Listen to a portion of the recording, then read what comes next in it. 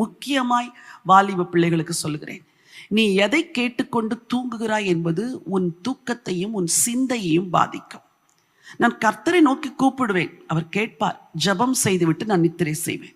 இதுதான் முதலாவது. இரண்டாவதாக 4வது வசனம் சொல்கிறது, உங்கள் படுக்கையிலே உங்கள் இருதயத்தில் பேசிக்கொண்டு அமர்ந்திருங்கள் என்று. ஒருவேளை நீங்கள் தூங்குவதற்கு 5 நிமிடம் ஆகிறது, 10 நிமிடம் ஆகிறது என்றால் அந்த 5 நிமிடமும் ஆண்டவரோடு பேச வேண்டும். God, I thank you very much. தேவனே, பகலெல்லாம் என்னை காத்தீர். இன்றைக்கு இந்த குறிப்பிட்ட காரியத்தில் நீர் எனக்கு உதவி செய்தீர். இந்த குறிப்பிட்ட காரியத்தில் நீர் எனக்கு கூட இருந்தீர். ஆண்டவரே, உமக்கு நன்றி, உங்களுக்கு நன்றி என்று உங்கள் இருதயத்தில் ஆண்டவரோடு பேசிக்கொண்டே இருந்து அந்த உரையாடலிலேயே நீங்கள் நித்திரைக்கு செல்ல வேண்டும். இது ஒரு பெரிய ரகசியம். நீங்கள் ஆண்டவரோடு உரையாடினால் அவரே உங்கள் கண்களை மூடி தூங்கு என்று உங்களுக்கு